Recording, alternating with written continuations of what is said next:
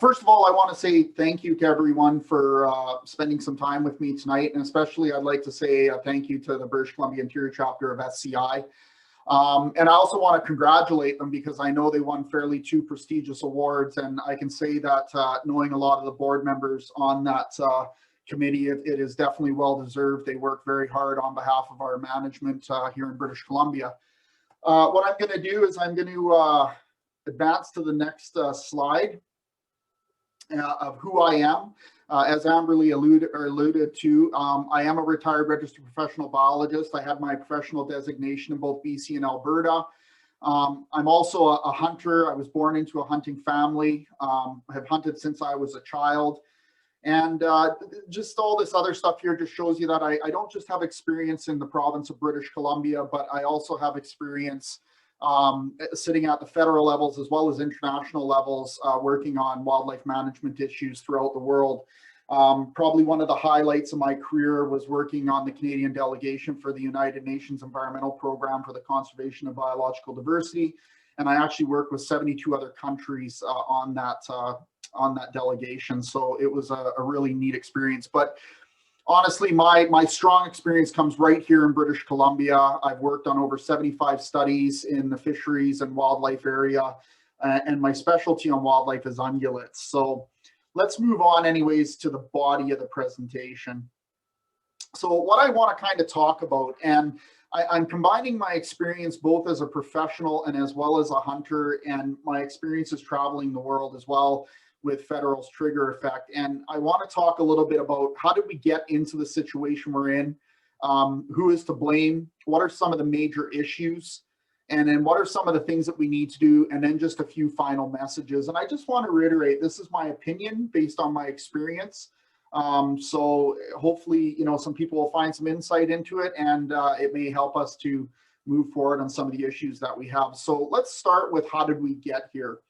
And I've always said in any research or any situation, you have to understand the history in order to, move forward in the future. And the first thing we need to understand is that Canada itself is a rural versus urban population, but in a very short time span, we've gone from a rural type country to an urban type country. And all of my stats I do source below, so I'm not pulling these things out of the air.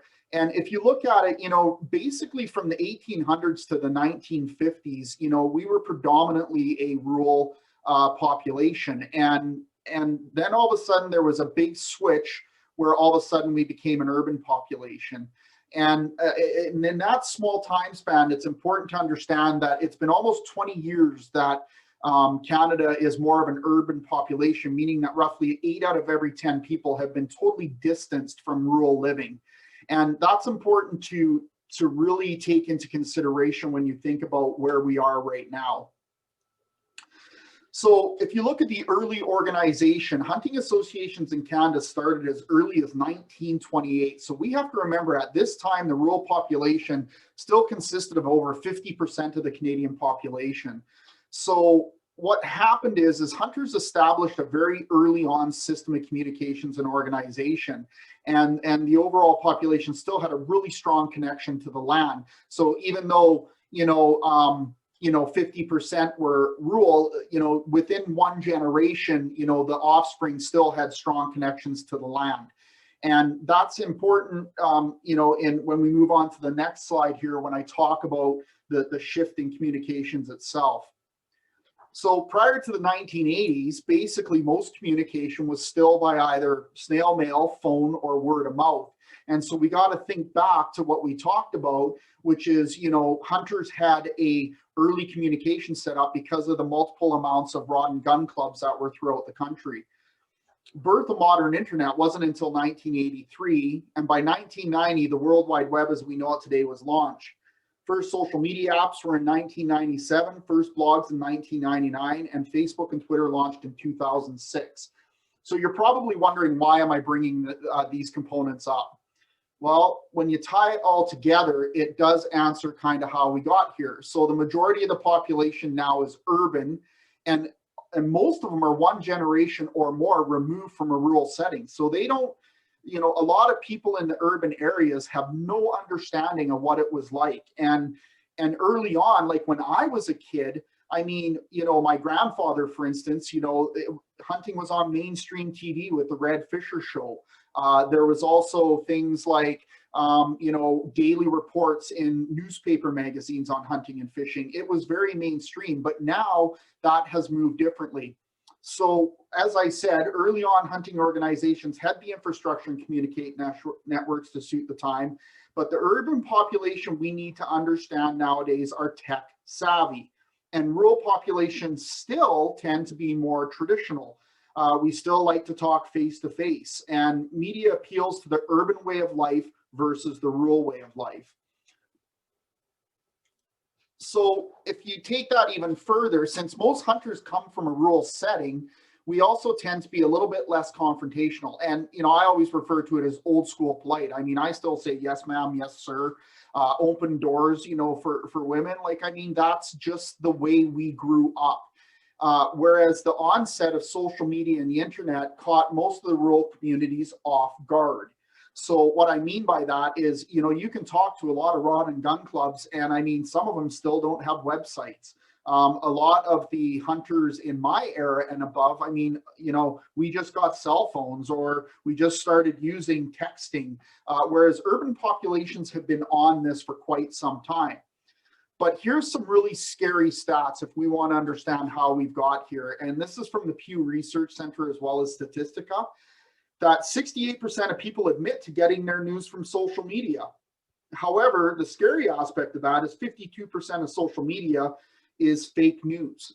So what it's basically saying is you've got an urban population that's incredibly tech savvy, and 70% of those people are admitting to getting their news from social media, yet 1 out of every 2 sources is fake. And that's something that has really, you know, impacted it as well. Now, the other thing we got to understand is that for years, like even my generation, even the generation above me and before, the anti-hunting movement was actually a fringe element. And it's mainly because with it being such a rural population of people, you know, getting your food from the land and hunting was still a common way of life. And so, you know, it was back then that if you walked in and talked about not hunting and not fishing, I mean, you were almost shunned out of the room. However, that has flipped around nowadays, and the anti-hunting movement is no longer the fringe element.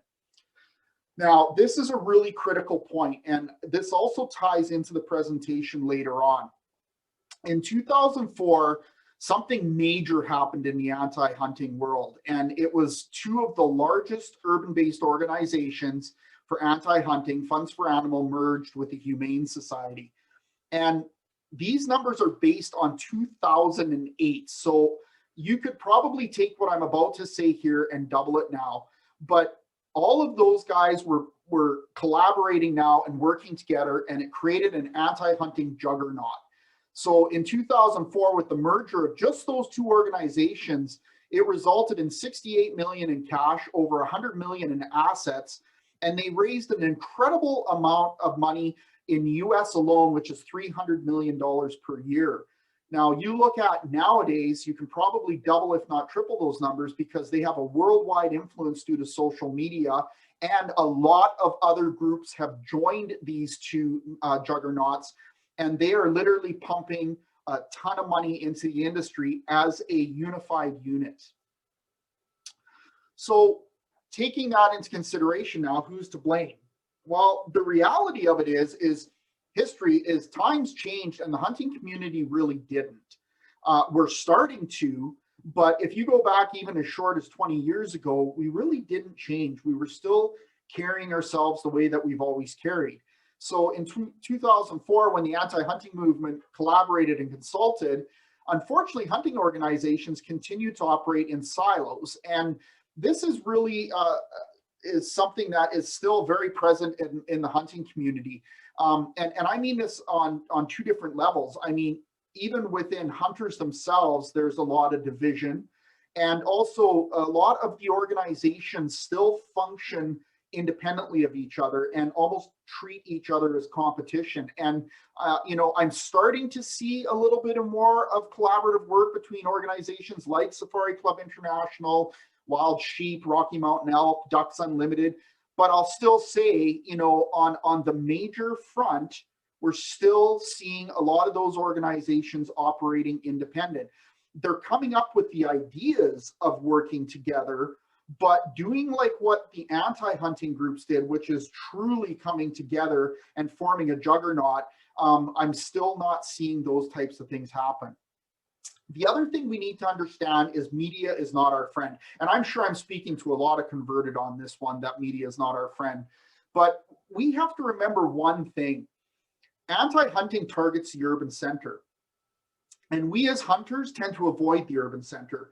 And I still see this on the internet today in forums and stuff like that, where, an anti-hunter comes up or someone from the urban community comes up and they make maybe an unpopular comment. And the first reaction of hunters is we jump all over them. And we just tend to slam city folk and call names and whatever. And I think one of the things that we need to understand is that the anti-hunting group actually outsmarted us by targeting urban centers. And we missed the boat on that. We're starting to get the idea of it, but what I find is a lot of the campaigns that are happening right now are still targeting the hunting community, and those aren't the people we need to to convince. And that leads to my last point on this slide, which is politics. And we understand that politics serves the masses. It's not about the fringe people, it's about the masses.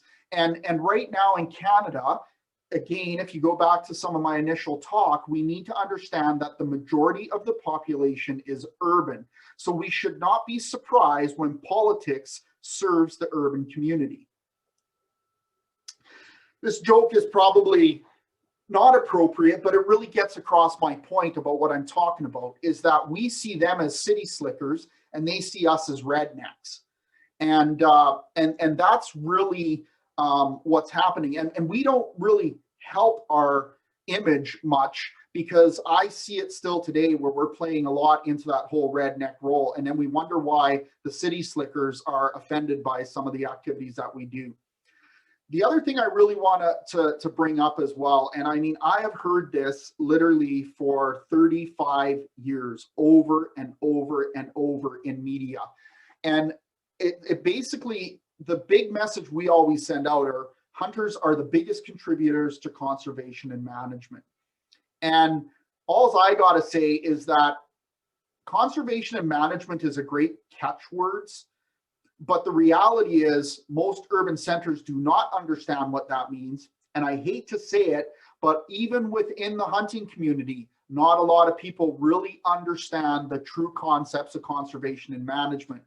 And it's just become a catchword that's not catching on anybody's ears. And so we need to change the message, and we need to start expanding what we're saying to be something more than that. So the next thing I'd like to talk about is some of the major issues. So we've kind of, went into the guts of the problem and understand kind of how we got here, but what are some of the major issues that we're being faced with? First of all, the biggest issue we have, and it's something the anti-hunters have learned a long time ago, is that we have a massive amount of division within the hunting community. I don't think I really need to expand this. I can just tell you, if you haven't seen it, go on to any Facebook forum and scroll within the top 5 or 6 posts, and you're going to see exactly what I'm talking about. We, for some reason within the hunting community, are famous for tearing each other apart. And it's not even just on specific things, it's on everything. And that division, starts at the grassroots level, and then we wonder why that division carries up into, organizations, and you get these polarizing effects. And it is a major issue, because with an absence of a coordinated effort, we can't compete with the anti-hunters, because they've already coordinated. And it's funny, like I see hunters put up all these, they call them green decoy charts, and they're showing all of these groups working together on the purpose of shutting things down and shutting grizzly down and now targeting our predators and everything. But the one thing we all fail to understand is that that's the type of coordination I'm talking about. Yet on our side, I see all these individual organizations trying to do something about it. But at what point are we going to start to look and go, hey, if the anti-hunters can do it, we can do it as well too, which means that we have to stop the division at the grassroots level, and we need to start building hunting up as one solid community.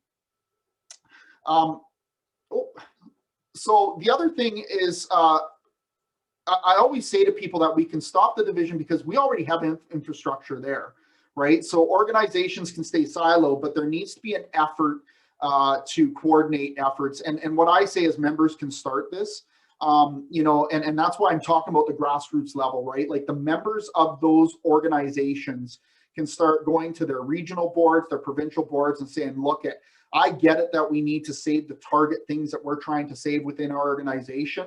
But at the end of the day, if we don't start working with all of these other groups and combining forces to create, something, we are going to continue to lose out. The other aspect that I'd really like to bring up as well too, and this is something that especially North America is very bad for, is that we need to understand that hunting is not something that is just unique to North America, and the concerns are not just unique to North America. There's an entire world hunting community out there that's being affected by the anti-hunting movement that is actually in some areas like Africa is worse than what we're experiencing here. It's shutting entire industries down and businesses and jobs are being lost. So I think that's the one thing us as hunters, we need to understand that hunting exists outside of Canada and outside the United States. And we need to start, bringing that division also to not just the grassroots level, but bring the international community into it as well. Some other big issues we have that is a major issue is our communications. As hunters, we're brutal at it. I've already talked at the top part here about the biggest contributors to conservation and management in the world. But what does this mean to an urban setting? So the thing we need to understand is nobody else is going to teach what proper conservation and management is. And so that the responsibility falls on us to be able to, effectively message this to people, which means that we have to talk to urban people. We don't slam them. We have to talk to them. We have to do like the anti-hunters do. So for instance, with grizzly bear, if everybody remembers when it got shut down. So in places like, Kamloops and Kelowna and Vernon and Prince George, we did not see a whole lot of propaganda on the bears. But if you went to Victoria and Vancouver, they were hitting those areas hard because they know the population's there and they know that those people have been so removed from conservation and management that they can basically push whatever message they want and get them to follow it. Unfortunately, we don't follow those same principles. And if we would have had a different scenario. We don't need to convince the hunting community. We need to convince that urban community, which means that us as hunters, we have to get a lot more understanding of those urban communities, and we have to take our time out to effectively talk to those people and help them understand our story. However, we do need to change our message, and I see this all the time on the internet, and it infuriates me because 10 of us can go out there and communicate properly, and it takes one person to not communicate properly, and it paints us all with a broad brush. So this includes, and I'm not just talking about words and text, but I'm talking about pictures and videos. I just saw the other day, I'm not going to mention details, but in Alberta, a guy posted in a forum saying, screw everybody else. I don't harvest, I kill animals, and, I eat animals, and I do this and I do that. And, I always come back, you can stick to what you think is right for yourself, but if the outcome is going to affect the abilities of our kids and our grandkids to exercise the same type of privileges we've had for hunting and fishing, how important is those words really to you? And it just frustrates the heck out of me because you know what? The urban population, is sensitive to those things. So we can sit and slag them on that and tell them to put on their big boy pants and quit being, pansies and stuff like that. Or, we can realize that it's actually the way we're conducting ourselves that's offending people.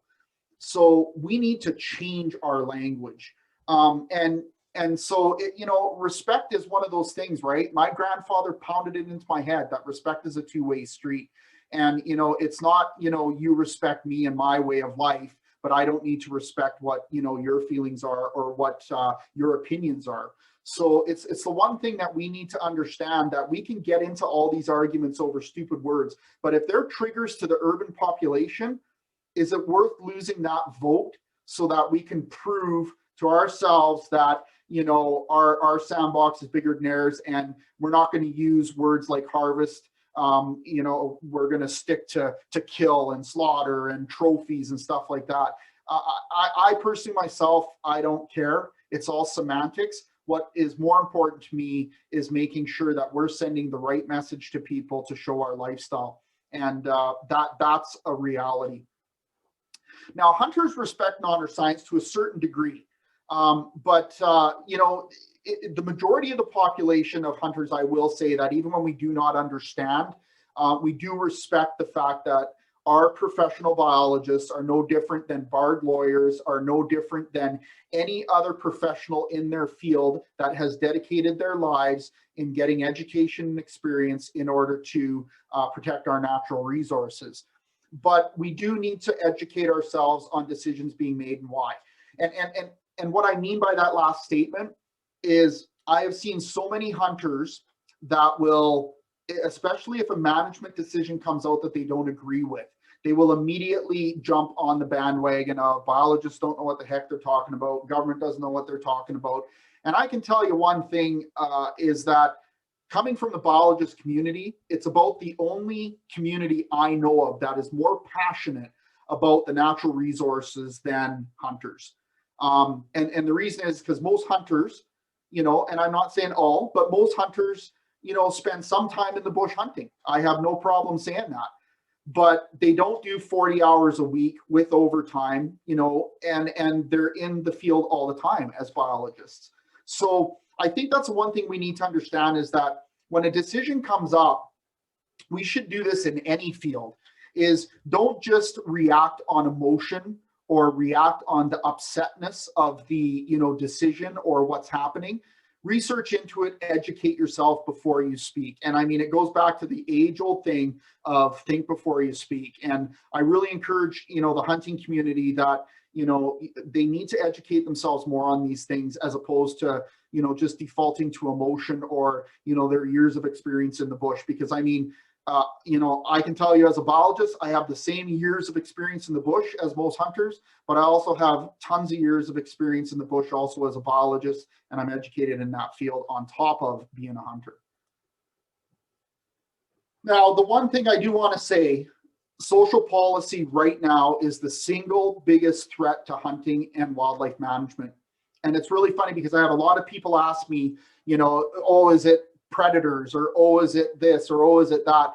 And I mean, all of those things definitely contribute. But right now, what I'm seeing is, and especially with the grizzly bear decision and now the attack on predators, is that the anti-hunting community has realized that they don't necessarily have to follow science. They just have to tug on the heartstrings of the major population, and that's social policy. And it is the single biggest threat to wildlife management and hunting. And I'll even say it's a bigger threat than what everybody thinks is hitting us right now, which is wolves and predators and stuff like that. I can tell you right now, this is something we need to have on our radar and we need to change. Now, the one thing I will say, though, is social policy actually flies in the face of not just conservation and management, but also our laws. And the reason is if you look at the majority of legislation for wildlife management, it is all built on the foundation of science being the vehicle to drive decisions. So when social policy trumps that, it's actually breaking the law. And that's on both provincial and federal levels of legislation, and even international levels. So again, we need to educate ourselves on these things, and more importantly, we need to educate the urban population that these types of things are happening. And again, that's going to have to be done in a collaborative effort. And I also want to say, like, I'm not going to give situations, but in my years functioning at both a regional, provincial, federal, and international level, I physically sat in rooms where I saw economics and politics interfering with wildlife management. And I think the biggest problem we have is that, everybody says, well, let's take them to task. Well, we could take them to task. But I can tell you, taking the government to task on those is never going to be done by one organization, because going to court is expensive. But if we were to combine our efforts and combine our resources and take a playbook, a play out of the playbook of the anti-hunters, I mean, the hunting community is massive, and I'm not just talking about, the organizations, but I'm talking about, some of the massive sponsors that we even have, like Federal Ammunition. Do you not think they have a vested interest in fighting it? But the problem is they get approached by, 1,000, organizations asking for resources. But I'll guarantee you, if we created a collaborative effort that's backed by some of the biggest organizations and went to an organization like Federal saying we're going to fight for gun rights and we're going to fight for this and that, I mean, they would throw money into something like that. And then the other thing is that we need to make sure that the public, and when I say the public, I'm not talking about hunters, I'm talking about the public, including the urban populations, that we need to reinforce that science is the best tool that is made to protect our wildlife. So here's some of the things I think we can do. First of all, we need to start supporting each other. We need to put all of our differences aside, and we need to stop judging each other and move forward on one common cause of hunting, that we, it's all hunting.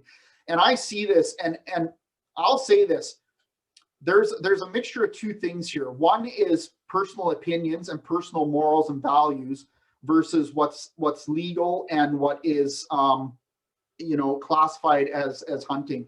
And I don't care.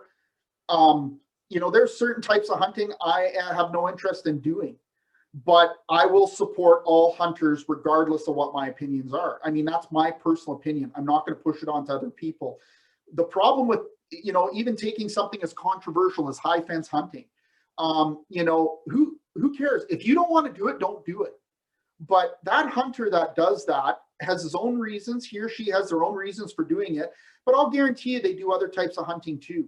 So, I think that's the problem, is that we need to just start putting all of that stuff aside and realize that we're all hunters and we all want to pursue hunting and protect hunting for the future. So we need to start supporting, and this is a grassroots movement that we can all do within various organizations, which is to, I personally think that a single organization is not going to be able to pull this off by bringing everybody in. They can attempt it, but I think what happens is there needs to be a larger talk amongst some of the bigger juggernauts of the hunting world in forming like a third-party entity that can be supported by all organizations and communicated via all organizations, because there really is strength in numbers.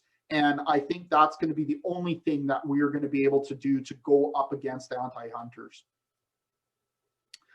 We also have to stop being on the defensive, because that is one thing I always see as well, is that, when people ask us about something, we need to let our guards down and take the time to actually talk with them.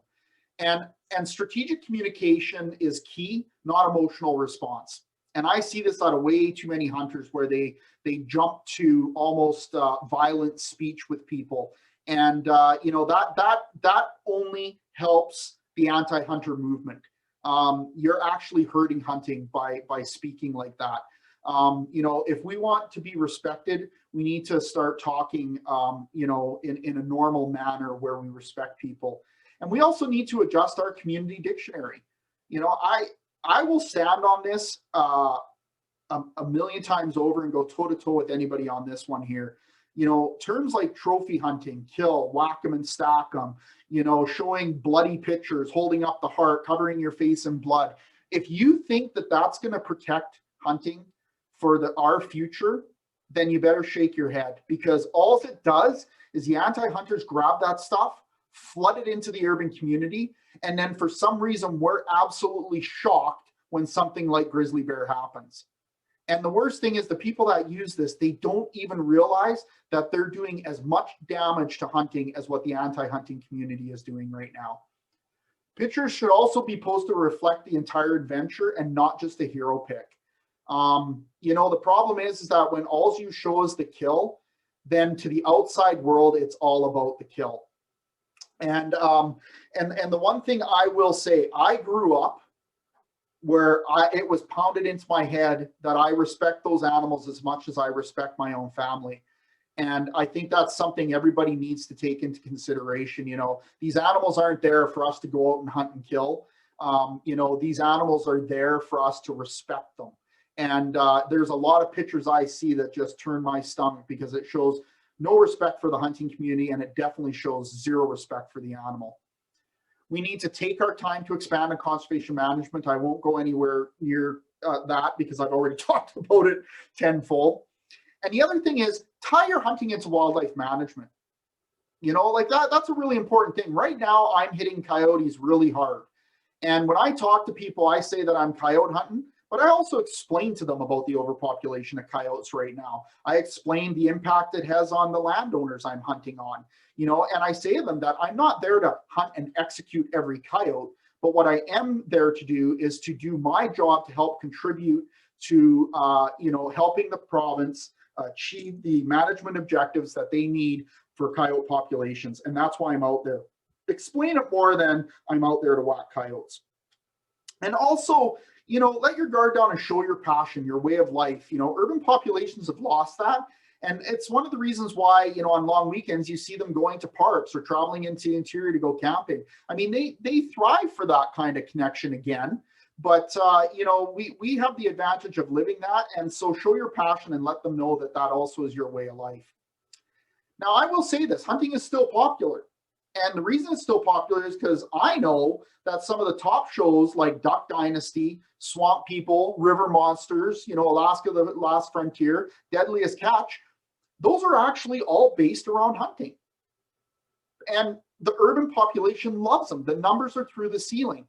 So it is, you know, it's heavily watched and hunting is still popular. But the reason it's popular with those ones is because if you watch those shows, they communicate it and present it as a full story. They don't just focus on the kill. So that's a really important thing to understand, that if we want to penetrate the urban market, then, you know, we need to do these types of things, because people can stomach hunting as long as you show the full picture. But when they go onto hunting forums, it's not showing the full picture. So it's very easy to draw that redneck title. We need to trust on science. I'm going to go through this really quick because I talked about it, but, you know, it's built on the foundations of decades of research and other biologists. It's an unbiased source. Biologists aren't worried about the influences, but instead what the data tells us and what is best for the species. Science is also emotionalist. That's not to be confused, not passion driven, but it's designed to be emotionless. And the thing we need to understand is the biologists are the ones that do the studies and do the recommendations. Whether it's followed or not, that moves up the food chain. And it's really funny that when decisions are made, the biologists get pointed at, but really they're the ones that are providing the information. True experts are making the decision based on education and experience. The other thing is science is used universally, and I experienced this when I worked at the international level. I could go into a room and talk to any biologist from any area because we all understood methodology and we all understood the stats behind science, so it's universal. And it also helps to strengthen the role of science within the political realm, and we really need that assistance, guys. I can't stress that enough, that, you know, we need the public to support, you know, science and make sure that the political realms are respecting that. So I'm going to deliver some final messages here, and then I think Amberly is going to open it up to some questions. So first of all, we need to stop blaming politics. I get so tired of hearing people. We all understand how politics works in Canada. And the reality is, I always use the rule of 10-80-10, which is, you know, we have 10% hunters, 10% anti-hunters, and we have 80% of non-hunters in the middle that really don't, you know, support one side or another, but they can be influenced. And anti-hunters have been able to create pressure to close seasons then hunters can also create the pressure to support hunting. But we need to understand that 80% of non-hunters is the important population that we have to influence. And I get so tired of hearing people saying, you know, oh, this turned out this way, like, anti-hunters understand the role of our politics. They understand how our politics works. So we also know too, the problem is we choose to buck the system instead of using the system to our benefit. We also need to educate ourselves, understanding what hunting is outside of our zone of influence of understanding. And as I mentioned before, we have to start targeting urban centers. I'm so tired of seeing programs that organizations are coming up with that are basically designed to work within the hunting community. We don't need to convince them. We need to hit the main urban centers, those 80% of non-hunters. And communication. I mean, this goes anywhere in the world. You know, be professional, be respectful, be patient, be understanding. Respect is earned and respect is listened to. If you lose the respect to someone, they're not going to listen to you. And that's half the reason that I see, you know, on Facebook where we turn the urban community against us, is because there's too many people out there that disrespect other people, and that immediately shuts off the listening. Whereas the anti-hunters, they speak very passionate to these people, you know, and they bring very passionate things to tug on heartstrings, and then they win. And then again, we sit back and wonder why we're losing. The other thing is get involved. And when I say get involved, I mean really get involved. I don't know how many organizations, and I work with a lot of organizations that you see on this screen, and they are all struggling to get enough board members. They're all struggling to keep their doors open, to raise money, because people buy memberships and then that's it. And that's not getting involved. And I understand we all have busy lifestyles, but at the end of the day, you got to look at it. The effort that you put in today helps to save what we got now for future generations. So what's more important to you? You know, like, is it more important for your kids and your grandkids to be able to enjoy? And if it is, then join one of these organizations and get involved. Join the board, join as a committee member. I don't care what it is. It's not just paying your dues and walking away, because that doesn't help anybody. Anti-hunting. So first of all, it's 10%. Let's put that in perspective. Let's not target the radicals, because we're never going to change their minds. So who cares about the 10%? What we need to do is put that in perspective and just leave them there. What we really need to focus on is the other 90%, which includes 80% general population and the 10% hunters. We need to educate and influence in a healthy way. So think of yourself and treat them the same way. Would you like somebody yelling and screaming in your face, calling you an idiot, calling you a concrete warrior, whatever, like you don't understand, go back to your city? I mean, if that wouldn't make you happy, then don't expect them to make it happy. And guess what? You've just primed those people perfectly for the anti-hunters, because they're going to be more than willing to listen, because you've just painted all of us as rednecks. The majority of their argument is emotional, and that is 100% true, and it's non-factual and hype. And the great thing is, if we can earn the respect of that 80%, emotion and lies can be debunked every time. We will be able to beat them up if we can get the trust of the urban population, because we can show that everything they're saying is wrong. We have science to back us. The problem is no one believes us, because, again, they're listening to the anti-hunters. Now, this is just a recommendation, but like I said, you know, we need to form a third-party group that is supported by these big organizations. I really honestly, again, this isn't my brilliance. This is following exactly how the anti-hunters have beat us today. You know, we need to develop a 5-year plan. You know, that group needs to be made up of various professionals and representation, politicians, scientists, hunters, guide outfitters, you know, legal. We need organization support on all aspects. And we need to engage non-hunting organizations. We have some organizations out there that are great allies. One of them, for instance, is the organization I used to belong to, the Professional Biologist Association in BC and Alberta. I mean, I can tell you right now, if social policy becomes the way and science is no good, well, you know, all those biologists are out of jobs. So they're great allies. Ranchers, farmers are great allies. You know, so there's lots of things we can do there. And priority should be on education and communications to that 80% population. And again, I brought this up. Sponsorship and other funding. If you look at what the antis do, they hit the big organizations and they say, hey, there's 50 of us and we're all working together to stop this.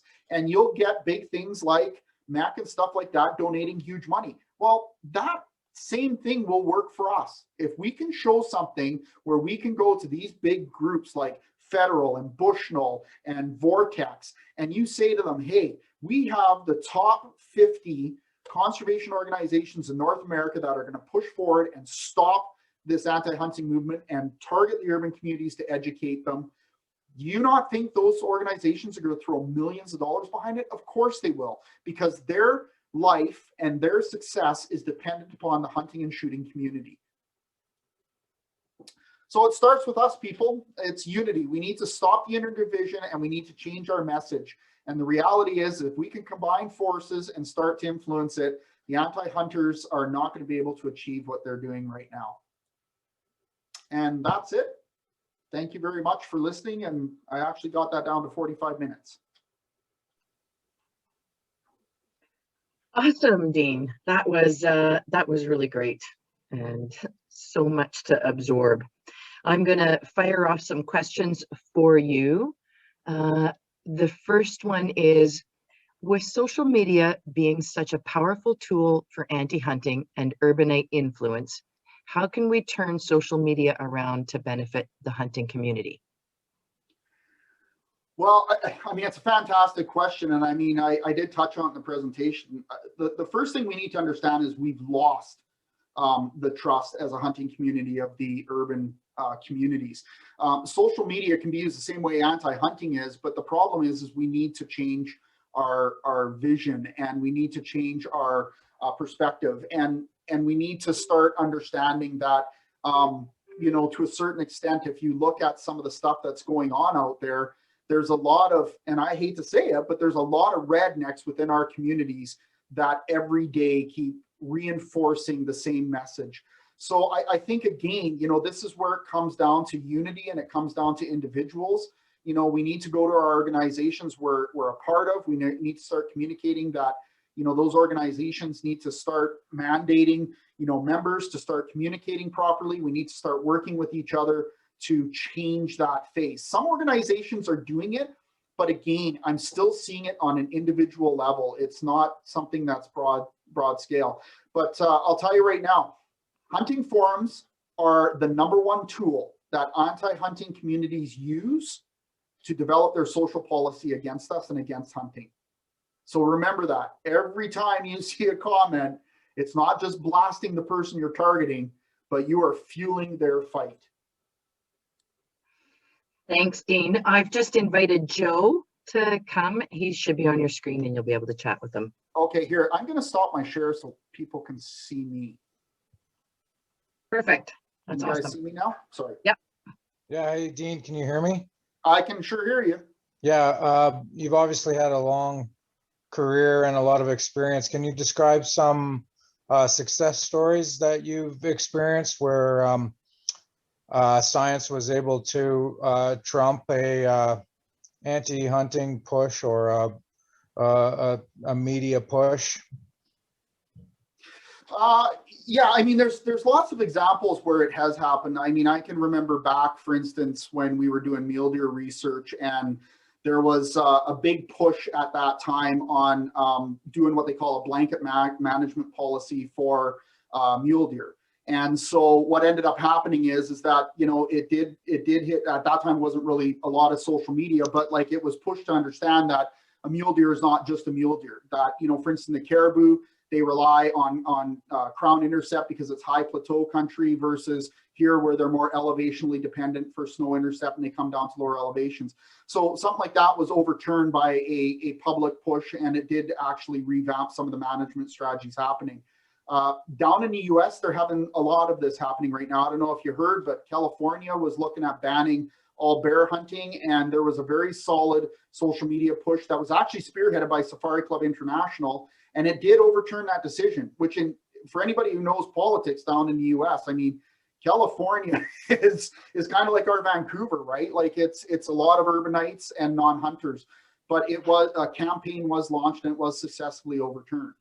So there's a lot of examples, but I mean, what we're dealing with right now in BC, I'll tell you right now, if the anti-hunter is successful in shutting down all the predators, we're going to have a hard fight to keep hunting alive. Like this needs to be a wake-up call for people.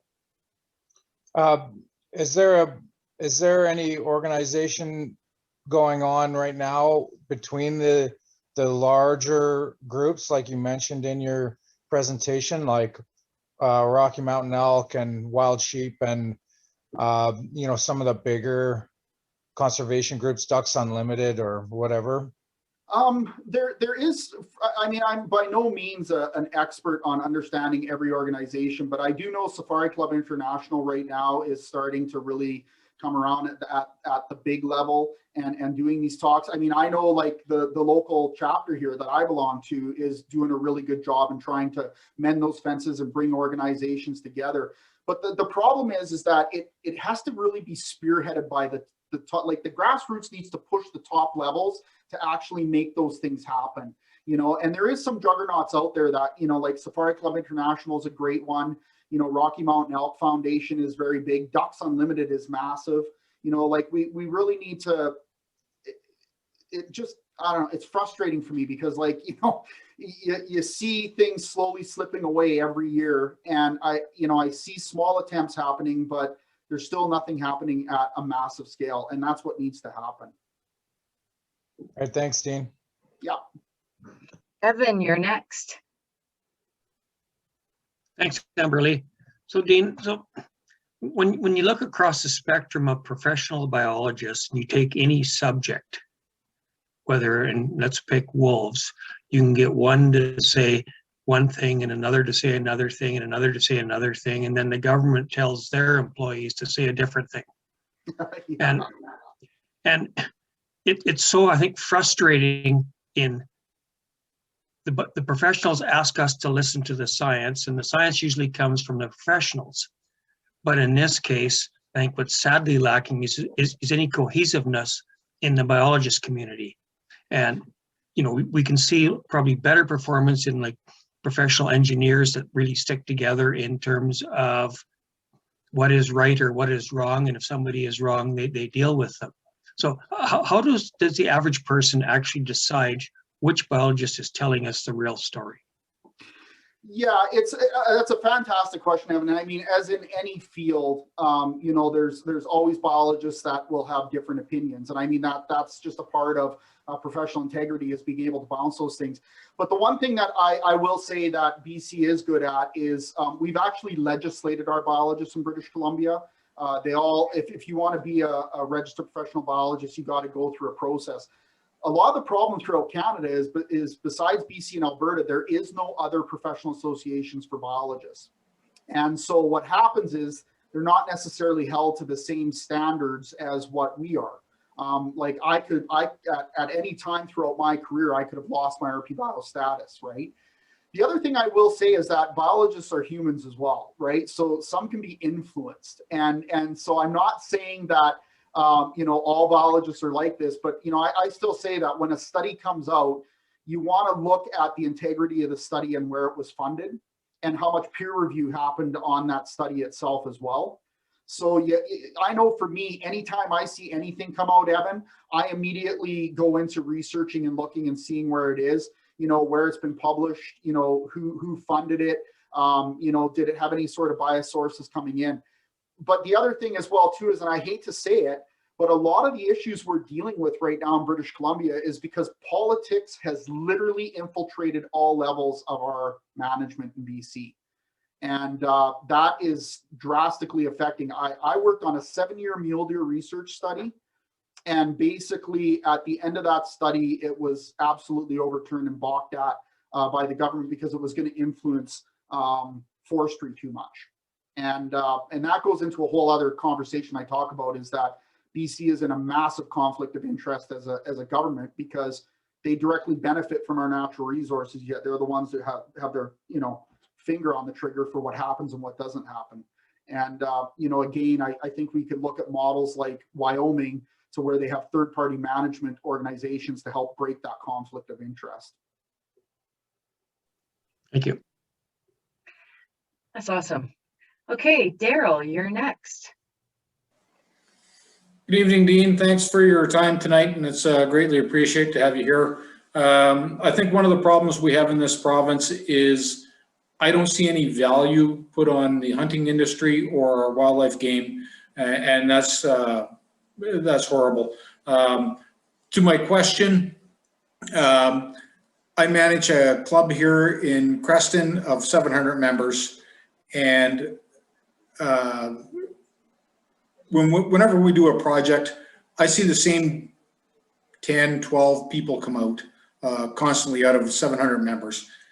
How do I'm going to turn to you, how do I engage my membership locally, never mind provincially, which SCI is trying to do? How do we engage our members to get more involved in projects of conservation and habitat restoration?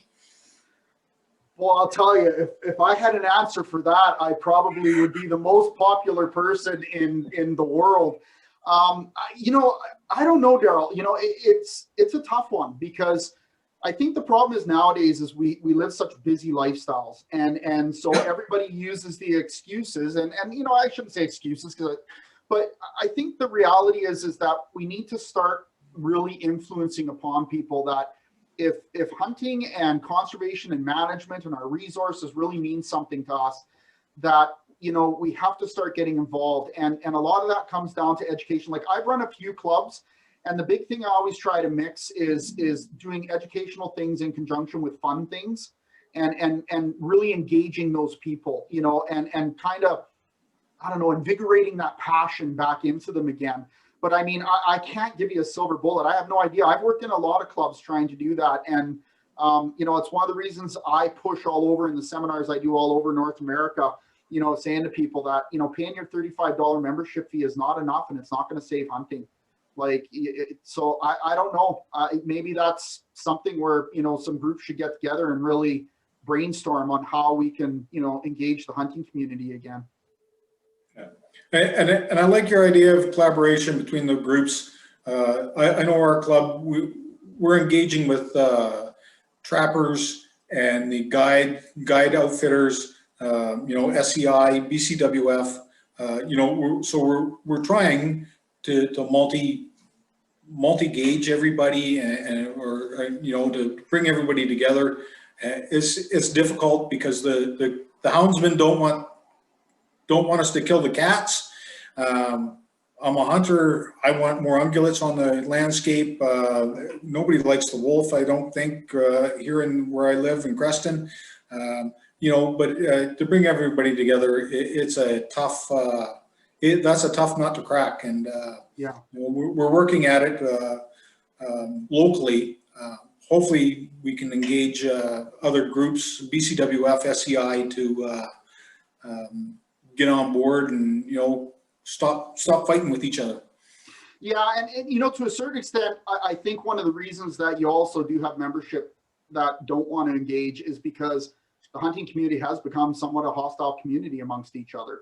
Yeah. You know, and you're right. Like, I see it all the time on there, and it drives me nuts. Like, I sit back and I'm just like, you know, really, people, if you drill down through it all, we all have a passion for hunting. You know, if you don't like hunting with hounds, don't do it. But you don't slag people who do it. Mm-hmm. You know, and because that's personal choice, right? It's so. I think really it's a multifaceted answer, Daryl. You know, for what you're asking, and I think what we need is more of you. You know, we need people to realize that you've got to open up your organization and collaborate and bring people in and tear those barriers down, and, you know, have the houndsmen talking to the ungulate hunters and have the archers talking to the rifle hunters and the sheep hunters to, you know, that's the silos we need to break down. Because if we don't unify, we're never going to beat the anti-hunters. Never. Okay, thanks, Dean. Yep. All right, thanks. Great questions, Daryl, and good discussion. Dean, we have another Dean that is joining us. So give me a sec. I've just asked him to unmute. There we go. I'm on? Okay. My question was mainly with all the different organizations that are out there, either in BC or nationwide.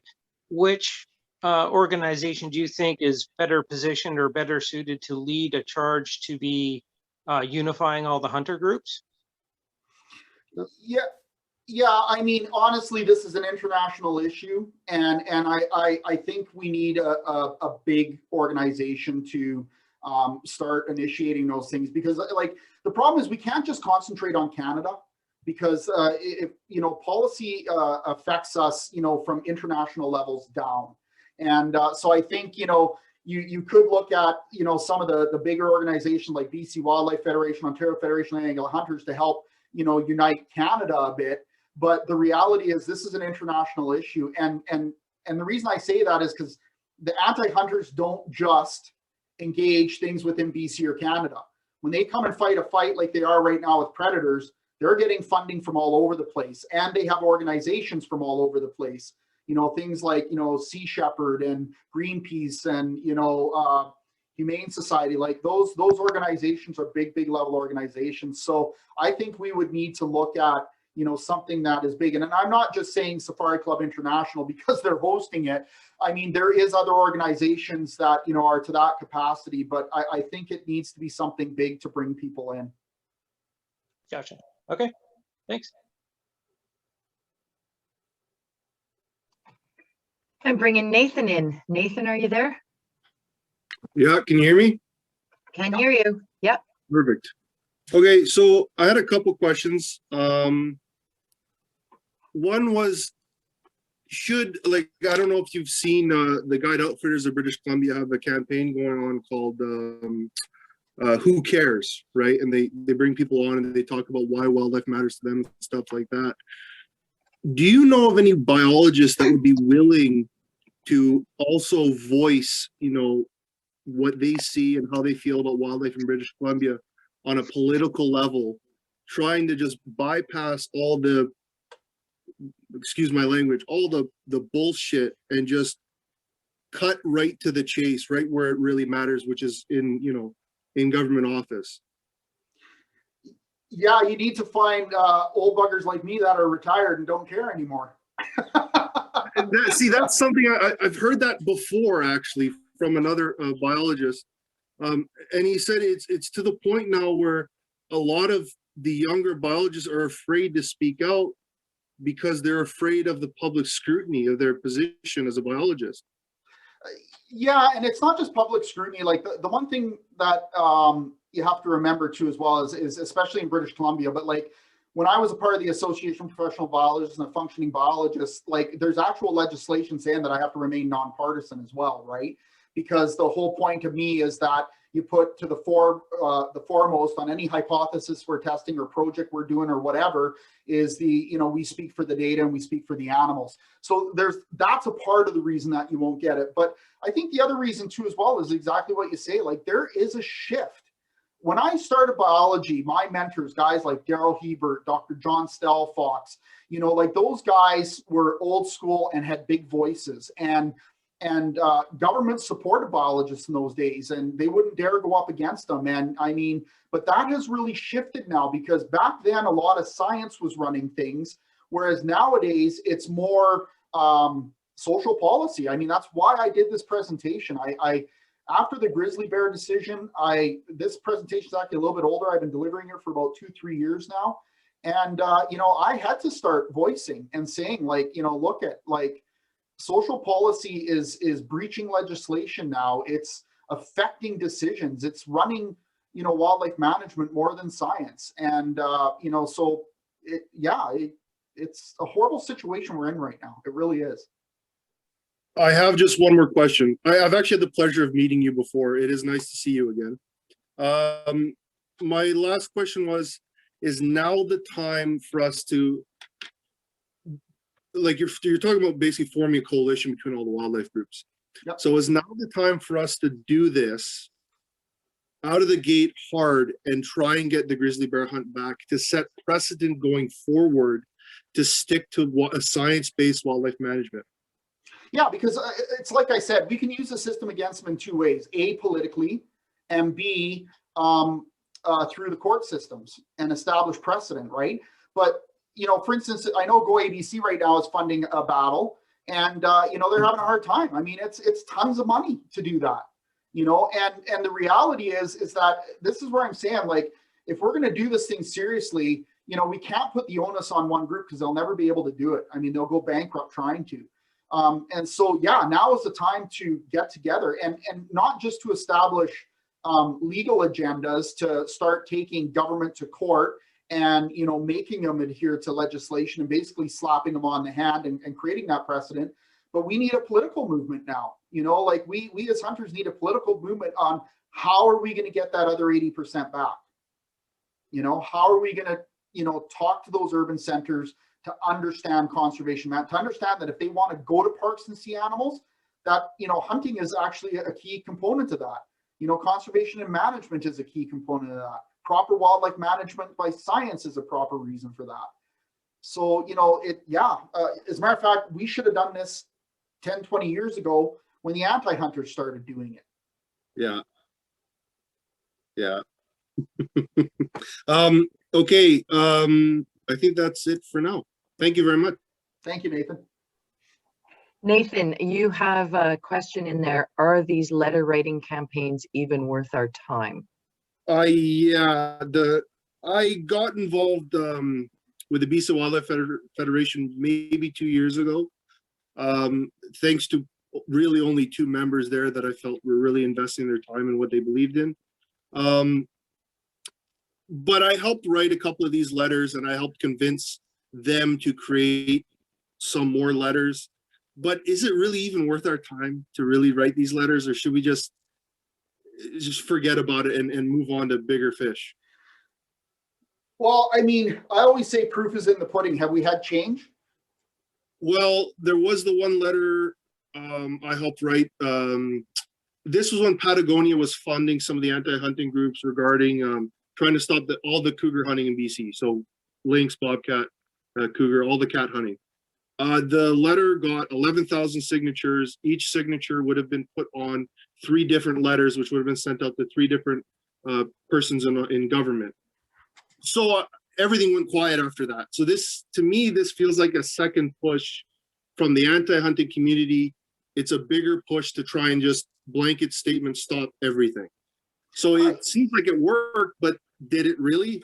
No, I actually don't think it really. I mean, this is where I go back to the thing about understanding politics, right? And social policy only works with politics. It doesn't work with science, but it works with politics. And that's the one thing I always say. So, you know, if you're looking at someone who is an elected official, you know, even within one region, 11,000 votes is not going to affect anything. There's no pressure there, right? And that's where the anti-hunting community really figured it out, is that, you know, if they went to the urban center and they could really influence that, all of a sudden now an MLA or an MP could have a vote affecting them if they didn't do something. And that's why, when did the grizzly bear decision happen? Right before the election, right? So like so that's the thing I was saying, like, I mean, I think it's the old vintage of it's better than nothing, but do I actually think it has an effect? No, not at the level that we can create pressure. 11,000 sounds like a lot, but in a province that's got 5 million people, it's not a lot, you know? I mean, it's not going to affect. Now, if it was 11,000 constituents in one electoral riding, it may have an effect. But on a provincial scale, I don't think it does. I really don't. Okay. Thank you.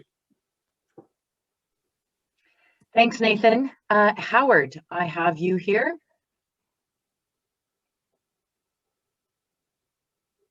Just wait to see if it can come online for us. Yeah. Can you hear me? We can hear you. Okay. Hi, Dean. Hello. I really enjoyed your talk so far tonight. It's right up my alley, I'll tell you. Listen, I've got a different approach. The hunters and the anti-hunters all want the same thing, and they want more wildlife, right? How about using something like that publicly? Can we, I mean, line yourself with the devil, maybe, I guess, is what I'm looking at, but would that work? I mean, we want science to manage our our goal, but is that an idea or is it worthwhile? I think, it's one of those things, right? It's that double-edged sword. I mean, I have no doubt it would definitely create the pressures to, force science. But again, you got to remember, for the anti-hunters, there's a little bit of a fundamental difference. They do want to see more animals on the landscape as long as it doesn't involve hunting. Mm. And they're not necessarily doing it for science either, right? Like, in their minds, the hunting needs to stop. That's how the animals increase. Right. Whereas our argument is that the science needs to be followed, because that's where the increase happens, right? We get the politics out of it. So I think, although, yes, we both want to see more animals on the landscape, I actually think that their methodology or their thought patterns are a lot different than ours in that manner. So I'm not quite sure if that would work. Okay, thank you. Thank you. I have another question that's come in, Dean. Yep. Do you think the new generation of biologists rely too much on computer modeling rather than old boots on the ground and local input? Yes. Yes. I hate to say it, and it's been something I've been seeing in the world. And I don't blame the new biologists, because the reality is our government does not prioritize the environment. And all you got to do to understand their priorities is look at the budgets released every year and how much money goes to the environment. So, we're asking our biologists nowadays to do a lot more with a lot less. However, the science has definitely changed from when I was a young budding biologist. I mean, I was in the field probably 8-9 months out of the year, and I dreaded coming in and doing the report writing, because that's not why I became a biologist. Whereas nowadays, a lot of stuff is done by modeling. But I will say, though, certain types of modeling, like cumulative effects analysis, that's being done by the ELSI's model and stuff like that, I got to be in the forefront of a lot of that stuff with actually Brad Stelfox, who is John Stelfox's son. That science is amazing compared to what we did in our day, because in our day, a lot of the governments were very siloed, and Fish and Wildlife was Fish and Wildlife, and forestry was forestry, and hydrology was hydrology. So some of the cumulative effects analysis work that's going on now is doing things that we could have never done in our day in understanding the ramifications of decisions that we're doing.